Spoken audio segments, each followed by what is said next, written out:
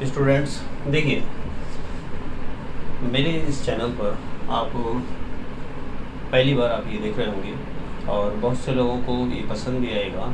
आप लोगों से एक ही कहना है कि इस लॉकडाउन में जो सभी घर पर बैठे हुए हैं, आपकी पढ़ाई भी बाधित हो रही है, तो आप लोग ज़्यादा से ज़्यादा इसका फ़ायदा उठाने के लिए मेरे इस चैनल को सब्सक्राइब करें। आपकी समस्याओं का पूरा समाधान किया जाएगा। आपकी जो भी परेशानी हो, प्रॉब्लम हो, वो आप मुझे यहाँ पर इसकी साइट पर पूछ सकते हैं। ठीक है, तो आज मैं आपको एक छोटा सा टॉपिक बता रहा हूँ, सिंप्लीफिकेशन। नॉर्मली हम सिंप्लीफिकेशन को कहते हैं हिंदी में सरलीकरण, यानी किसी दी गई टर्म का सरल किस प्रकार किया जाता है, सरल किस प्रकार करते हैं।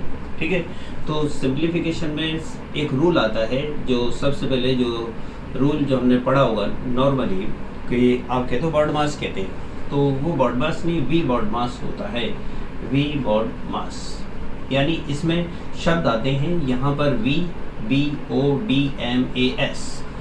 वी का मतलब होता है वेनेकुलम। ठीक है, वेनेकुलम का मतलब होता है, ये कोष्टक हमारे पास में 4 प्रकार के ही बताया जाता है। वी का मतलब है रेखा बंधनी, जिसे आप ये कहते हो कि वेनेकुलम यानी रेखा बंधनी, यानी रेखा कोष्टक भी कहलाता है ये। बार, जिसे नॉर्मली आप बार के रूप में भी अंडरलाइन कर सकते हो, या तो इस प्रकार से, यह बार का चिन्ह भी होता है।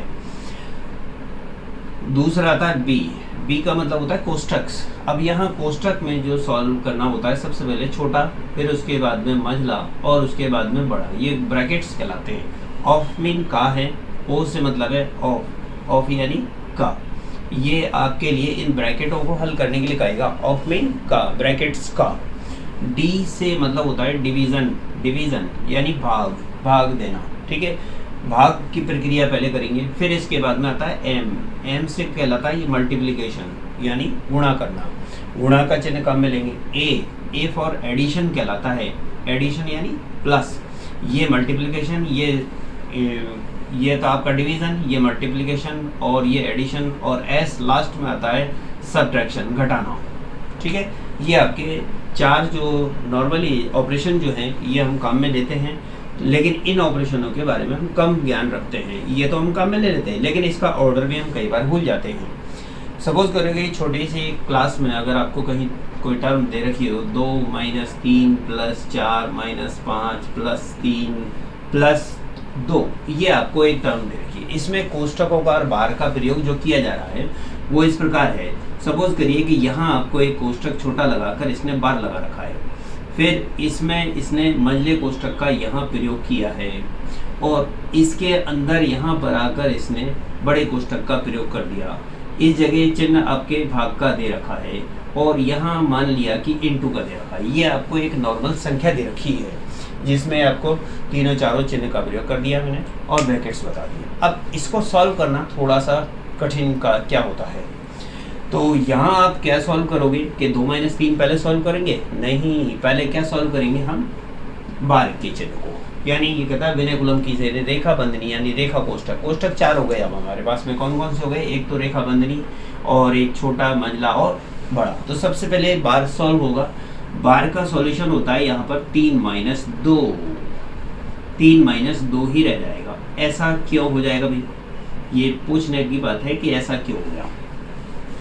एक नॉर्मली एक संख्या आती है, जैसे कि 64 पर 12 लिखा हुआ होता है, इसके मान क्या होगा? 64 पर 12 का मतलब आप जानते हो, 60 + 4 करके इसको हम इकट्ठा भी लिख सकते हैं। भाई 4 पर 12 लिखा है, इसका मतलब 4 का ही तो आपको चिन्ह बदलना है। वहां पर मैंने जैसे 3 और +2 लिखा है, 3 + 2 लिखा है, तो बार का जो जैसे ही मैंने चिन्ह हटाया, तो ये क्या हो गया? बीच की जो ऑपरेशन का जो चिन्ह लग रहा था, यही तो बदला है केवल। तो यहाँ पर कौन सा बदलेगा?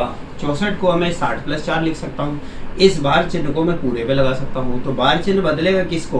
केवल इसको ही तो बदलेगा ना। तो 60 - 4, बात तो वही हुई। तो 60 - 4 का मतलब यहाँ कितना आएगा? अब 56। ठीक है, तो 64 पर 4 पर अगर बार लगा हो, तो ये 56 करके लिखा जा सकता है। तो यहाँ पर इस प्रकार से ये चिन्ह बार का सॉल्व हो जाएगा। सबसे पहले तो 2 - 3 आप डायरेक्ट पूरे सॉल्व नहीं करोगे, इस स्टेप के अकॉर्डिंग ही सॉल्व करोगे। अब यहाँ अंदर की संख्या, छोटा कोष्ठक पहले सॉल्व होगा, इसके रेखा कोष्ठक के बाद में आता है छोटे कोष्ठक का नंबर। तो 3 में से 2 घटाने पर बचेगा 1, तो 5 + 1। अब ये मंझला कोष्ठक छोटा तो हट गया ना, तो ये मंझला कोष्ठक लगा दिया 4 भाग का चिन्ह इंटू 3 और माइनस 2। ये एज इट इज चल रही है हमारी संख्या। नेक्स्ट पॉइंट पर आते ही मंझला कोष्ठक सॉल्व करना है। मंझले कोष्ठक को सॉल्व करना है तो 5 + 1 कहता है ये, 5 और 1 कितना हो जाता है, ये 6। 4 भाग का चिन्ह है बड़ा कोष्ठक, और ये लगा दिया मैंने यहाँ पर, ठीक है ना। 2 - 3 इंटू, अब देखिएगा, अब कहता है बड़े कोष्ठक को सॉल्व करो। अगर कोष्ठक पहले लगे हुए हो तो कोष्ठक अगर हम सॉल्व करते हैं तो 4 भाग 6 का मतलब होता है यहाँ पर 4/6 लिखा जाएगा। क्या लिखा जाएगा, 4/6। तो 2 इंटू, अब ये हमारा चिन्ह हट गया ना भाई, 4/6 लिख दिया तो फिर बड़े कोष्ठक का कोई मतलब नहीं है। यहाँ 2 - 3 इंटू 4/6। अब आप इसको सॉल्व कर सकते हो पहले। अब ये देखिएगा, इन ऑपरेशनों में से जो अब ऑपरेशन रह गए ना, ब्रैकेट तो सारे सॉल्व हो गए, इनमें से पहले कौन सा आ रहा है, 2 ही चिन्ह काम में आए यहाँ पर, इंटू और माइनस। तो इंटू और माइनस, इन दोनों में से पहले कौन आया, इंटू का चिन्ह, तो इंटू का पहले सॉल्व होगा ये वाला, ठीक है। तो 2 - 3 से 6 कट जाएगा 2 बार, और 2 से यानी 4 × 12/6 कहलाया ये, 12/6 का मतलब 2। तो 2 - 2, इस प्रकार शेष आंसर क्या आएगा, 0। ये तो बार और ब्रैकेट पूरे दिए हो तब की बात होती है। और अगर डायरेक्ट कहीं आपको जैसे कि 2 + 3 भाग 4 इंटू 5 - 7 दे रखा हो, ऐसे अगर कोई संख्या लिखी हो तो उसको सॉल्व करने के लिए केवल आप ईडी का प्रयोग करेंगे। लेकिन यदि ये दिया हो तो आप इस प्रकार प्रयोग करेंगे। तो यहाँ पहले किसको सॉल्व करेंगे हम, यहाँ पर सॉल्व करने के लिए हम सबसे पहले कोई डिवीजन को ही अप्लाई करेंगे, यानी 3 में 4 का भाग, तो 2 + 3/4 इंटू 5 - 7। तो इसके बाद आता है नंबर मल्टीप्लिकेशन का। यहाँ मल्टीपल कौन सी संख्या हो रही है, ये दोनों। तो 2 + 5 × 15/4 कहलाया ये, 15/4 - 7। अब आपसे कहता है कि प्लस, तो पहले इन दोनों को प्लस को सॉल्व कर लो। तो इन दोनों प्लस और माइनस को सॉल्व करने के लिए एक तरीका ये भी आसान पड़ता है कि हम डायरेक्ट या तो तीनों का एलसीएम ले लें, या पहले इन दोनों को सॉल्व कर लेते हैं। 4 एलसीएम लिया, 2 के नीचे 1 मानते हुए, 1 को 4 बार भाग देंगे तो 4 आएगा, 4 दूनी 8 + 15। ये 15 ही क्यों आया, 4 में 4 का भाग दिया, एक बार गया, 1 को 15 से गुणा किया तो 15 - 7/1।